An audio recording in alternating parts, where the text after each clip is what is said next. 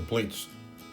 Cole's the new custodian of the car. Kevin Charlton and myself competed in the late 90s in the Blitz, quite successfully, took quite a few lap records, very enjoyable car to drive. Recently Cole had some issues with power delivery at a gear meeting. He asked me if I'd have a little bit of time where we could possibly work out what the problem was.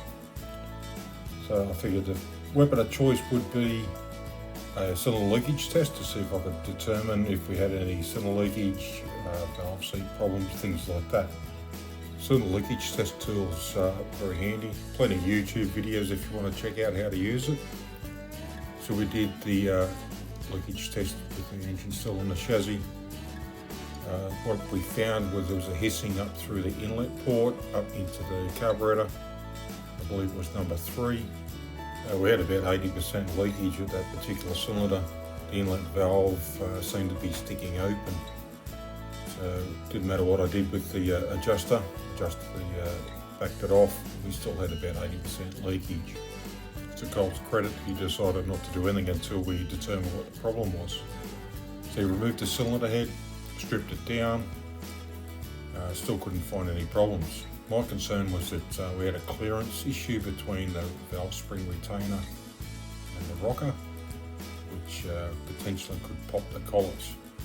If that was the case, that would end in disaster, as it would probably drop a valve. What we did find was quite interesting.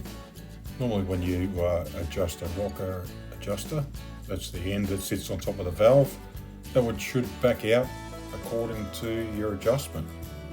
What we did find was that when I backed the adjuster out, we had no movement. This is what we found.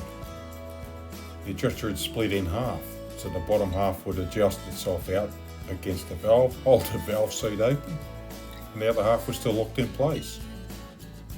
So to Cole's credit, he reassembled the car, got it back on the track. And I was quite pleased to be able to compete with him at a gear day. So the car's back on track. Here it is here. It's good to see the Blitz back up the circuit. Hope you found this interesting, because I did. Thanks for watching. By the way, this happens to be my first time in a Formula Vee in 20 years at a track. Quite enjoyed the day.